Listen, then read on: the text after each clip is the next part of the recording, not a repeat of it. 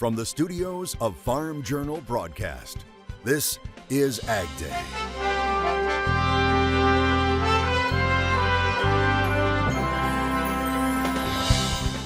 Selling U.S. meat overseas.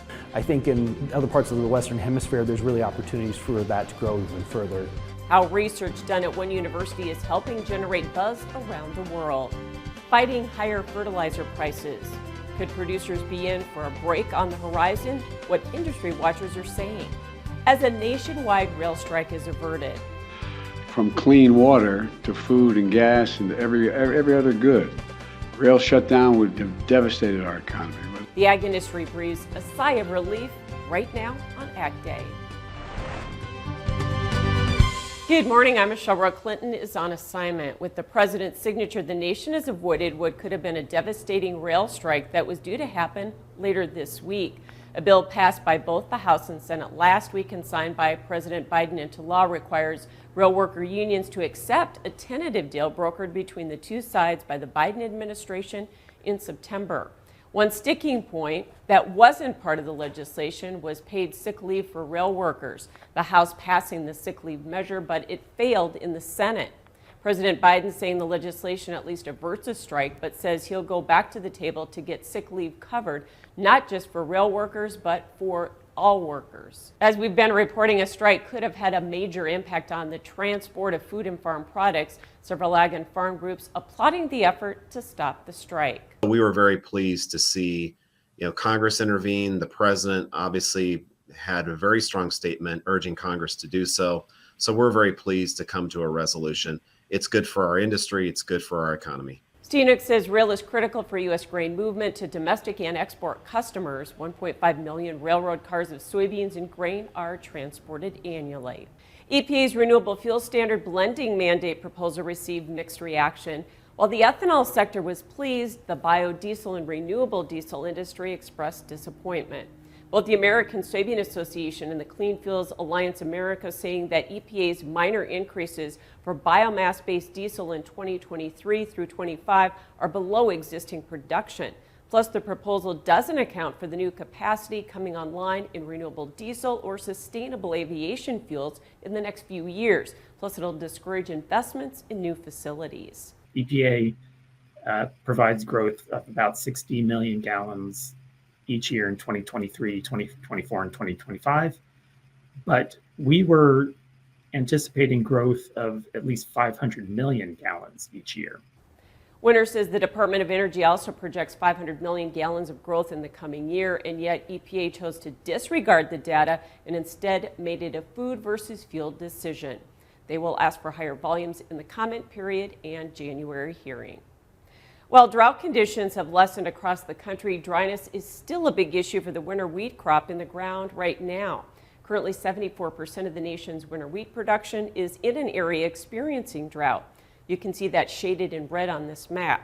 That's up quite a bit from planting season, when about 53% of the production area was in drought. But that higher drought number held steady through November, and that's why we're seeing the lowest winter wheat conditions since 2012.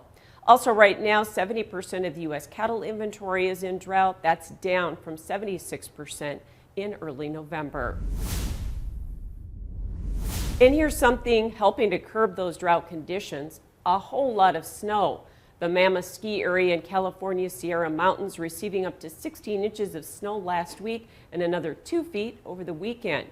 One of the major lifts at the resort was set to open for the first time this season on Friday. Snow was also expected in the Rockies in Montana, Utah, and mountains in Colorado, along with heavy rainfall in places further west. Officials say winter is getting off to a great start with this amount of moisture. Meteorologist Matt Yurosavik joins us now. And Matt, there are more chances for rain and snow in other parts of the country this week, right? Yeah, Michelle, and a very busy weather week across the country. Keeping an eye towards the end of the week for a potential winter storm heading somewhere in the east, but As we start off the week, we're going to be watching for more rain and mountain snow in the Pacific Northwest and another system moving through the southeast, which is going to bring more rain on the way. And you can see just by this map here, we've got above average precipitation down in the south and the east. And you can see that system there on Monday. That is going to be moving its way eastward as that warm front lifts north. Warm temperatures down to the south and west of it, but much chillier up out ahead of this system. And then another one going to be following in, bringing a reinforcing shot of some colder air as we head towards the middle part of the week. And then that system out in the Rockies will be moving towards the center of the country. So a lot of precipitation possible this week. It's going to get some help out west. We're probably going to see some improvements due to the rain and mountain snow from this past week. And we're also going to see some improvements through the middle and the southern part of the country as well. Yields in the Fields on Ag Day is brought to you by Micro Essentials from Mosaic, the science of more. Discover our proven products. Text YIELDS to 31313. And Adam Bissell of St. Louis, Missouri, putting a wrap on harvest. He shared this picture as he harvested the last 180 acres of corn. He said he saw some great yields thanks to some late rains. I'll have more on your forecast coming up. After two back-to-back turbulent years, global fertilizer markets may start to settle in 2023. According to a new Rabobank report, a recovery in consumption is possible in some regions next year, with fertilizer prices lowering and commodity prices at historically high levels. Looking at this affordability index, it shows the relative price of a basket of commodities in comparison to a basket of fertilizer. Current price trends and volatility are in line with the 3-year cycle of peaks. If history repeats itself, especially trends observed following the 2008 global financial crisis, then prices should come down in the coming months. Phosphorus and potash prices have already declined due to lower demand. A UN official says a deal is close at hand on resuming Russia ammonia exports via Ukraine. UN aid chief Martin Griffiths telling Reuters the deal was almost more important than ensuring grain exports. He says the operation of the pipeline from Russia through Ukraine is well understood and that it can be started within a week or two. The shipments are a key part of the Black Sea Grain Initiative that was worked out with help from the UN over the summer and was just extended in November. That restarted Ukraine's shipments of grain. Meanwhile, Russia continues to face allegations of smuggling Ukrainian grain. The latest coming from the Wall Street Journal, which says it investigated a sophisticated system of feeder vessels and floating cranes used to smuggle grain, typically from the Crimea port of Sevastopol to larger cargo ships waiting at sea. It claims Russia's largest grain trader shipped thousands of tons of stolen Ukrainian grain to global buyers. In July, we told you about a group called the Initiative for the Study of Russian Piracy. It estimated at the time Russia had looted more than 500,000 metric tons of Ukrainian grain. U.S. officials continue to press Mexico regarding its plan to ban imports of genetically modified U.S. corn in 2024. U.S. Trade Representative Catherine Tai meeting with Mexico's economy minister last week. She stressed the importance of avoiding any disruption in U.S. corn exports to Mexico, along with Mexico's energy policy. The Mexican Economy Ministry has invited Tai's team to hold consultations in the coming days in Mexico City. The U.S. has threatened to enforce legal rights under the U.S.-Mexico-Canada deal if an agreement can't be reached. Soybeans tried to recover on Friday, but it was a tough down day for corn and wheat futures. We'll see if we did any technical damage with Darren Fry coming up. And later, what's the secret to getting more world interest in U.S. meat products? What researchers are doing to answer that question in the country.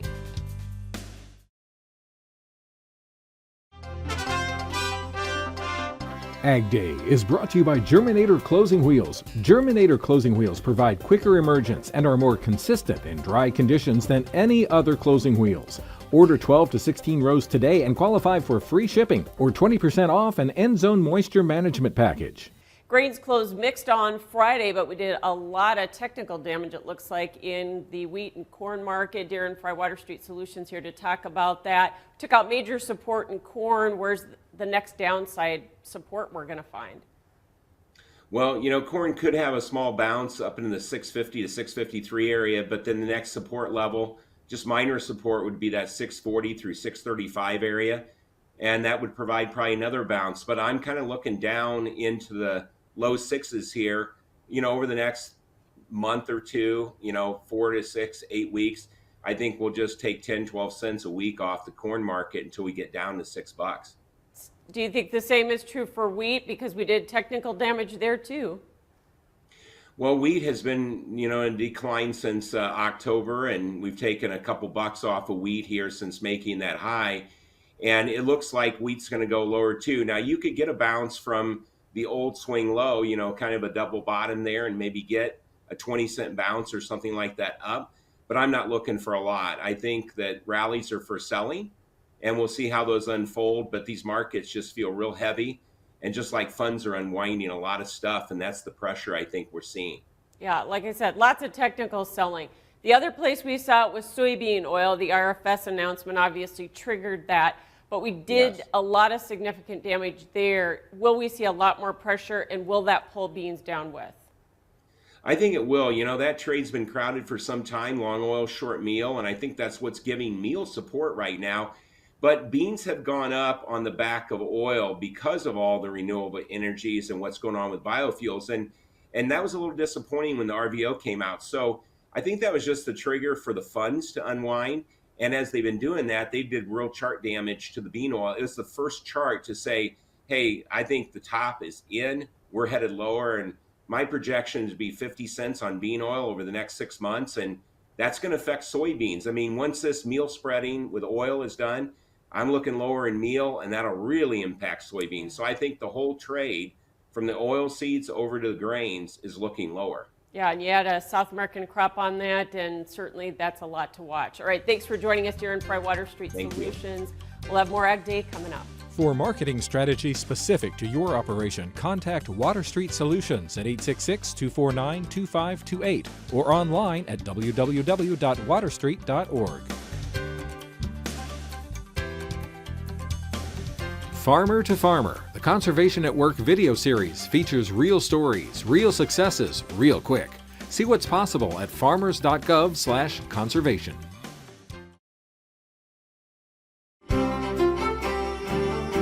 Joining us with our National Ag Weather Forecast, meteorologist Matt Yurcevich. We have the jet stream behind us, and certainly a pattern that indicates kind of a battle between the two seasons. Yeah, it's early December, and as we get going deeper into winter, we'll see more cold air, but right now it's kind of like fall to the south and winter to the north. And you can see just by the jet stream on Monday, very cold air hanging around in the southern part of Canada, northern part of the United States. And as we look towards the Gulf Coast, a lot warmer down there, warmer colors as well. We're going to continue to see that through the first part of the week. Storm system going to be gathering some moisture back there in the west, maybe moving up towards the middle of the country. But notice warmth out ahead of this, Atlanta down to New Orleans and even Miami and Jacksonville seeing some of that. And then another big dip in the jet stream coming into the west as we head towards the end of the week. This could start to influence a more wintry pattern there as we head towards the weekend, bringing some colder air, more active pattern as well through the weekend and into next week as we head through the next couple of weeks. So it's going to be active as we start off on Monday. Showers and a few thunderstorms across the south, more rainfall in places that really need it, especially that Mississippi River. Few snow showers into the northern part of the Great Lakes, and then a few rain and snow showers, higher elevation snow back in the west, and even some more snow for parts of the Sierras, something we'll continue to keep an eye on. Things dry out though, high pressure taking over in the west, other than another warm front moving into places like the Cascades. Going to see some more rain and snow out of that. A couple more snow showers hanging around in the northern Great Lakes, and then more showers along a cold front moving eastward in the deep south and the mid-south as we head towards the middle of the week. Now, precipitation, we looked at this earlier, above normal in the south and in the east, as well as in the Pacific Northwest. Temperatures, though, again, a battle of the seasons. Above normal in the south, right along the Gulf Coast and Florida, going to be much above average, much below average in the west and in the northern part of the United States. Then as we head towards next week, below normal precipitation in the east, we'll see a little bit more active pattern in the west, and that comes with chillier temperatures in the north and still staying above average in the south. That's a look around the country. Now let's take a look at the weather where you live. Huntsville, Alabama, showers likely, a high near 60 degrees. Heading to Marquette, Michigan, snow showers, a high near 25. And Evanston, Wyoming, a chance for snow showers, a high of 28.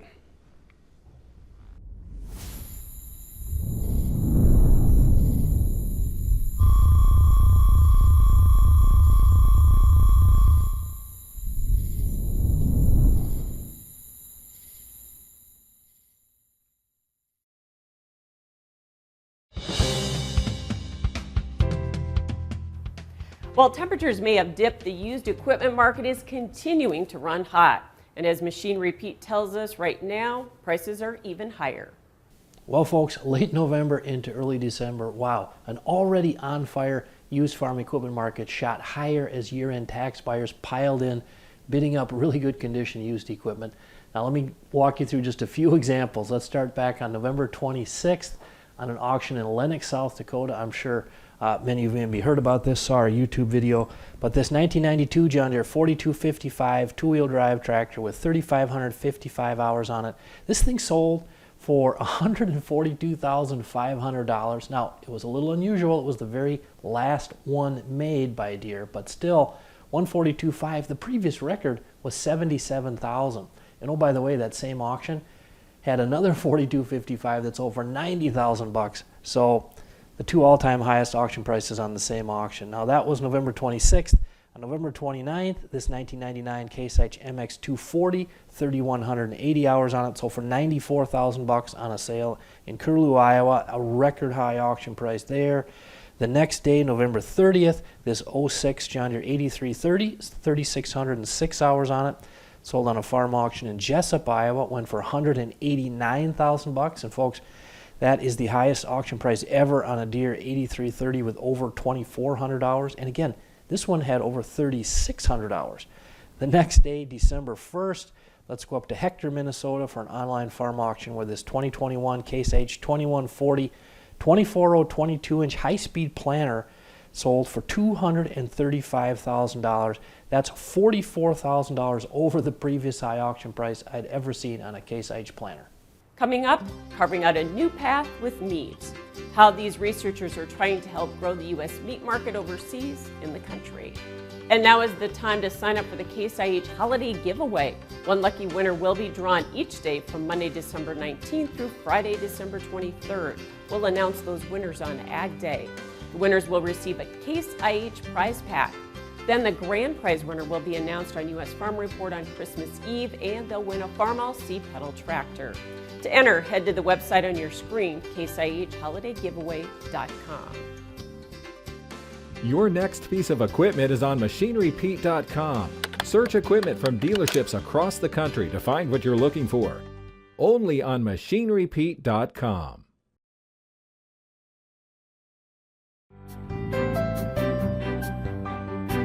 Global appetites changed with the pandemic, but as international trips pick back up again for the holidays, the University of Nebraska in Lincoln is teaming up with the U.S. Meat Export Federation to help turn taste toward U.S. meat products. As Farm Journal's Ty Morgan reports, the effort isn't just aimed at consumers right now, but down the road.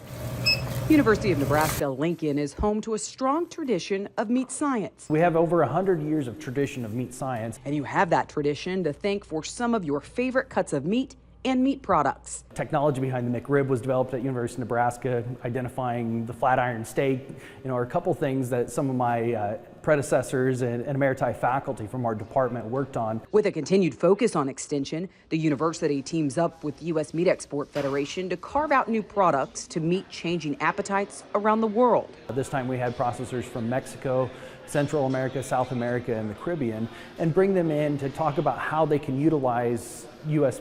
beef and pork products and how to make the most out of the quality that we have, but also help fit them to the region that they're in. By not only utilizing U.S. products, but proving how you can add value wherever you live, the Global Processing Workshop opened doors for new demand. They developed a meat item for their domestic market that's a ready-to-eat or ready-to-cook convenience item that then they could use using the U.S. products and be able to gear it towards their market. Undergrad and graduate students helped lead and support the workshop with a focus on premium convenience products this year. The way I look at it is we really want to figure out how to make the products be as tasteful as it can be, to be as safe as it can be, add as much value as we can, and to make it last as long as we can. That potential comes from a product that boasts both protein and flavor. And so we can have steaks that have different amounts of marbling. We can have processed meats that have different characteristics because there are different markets. From dishing out meat products that taste good to also meeting changing tastes and demands around the world, the university is carrying on a tradition. Nebraska is a big player in the meat industry, and we're here to help serve and make the industry the best it can be. Thanks, Ty. That's all the time we have for this morning. Thanks for watching. From all of us here at the AgDay team, have yourself a great day.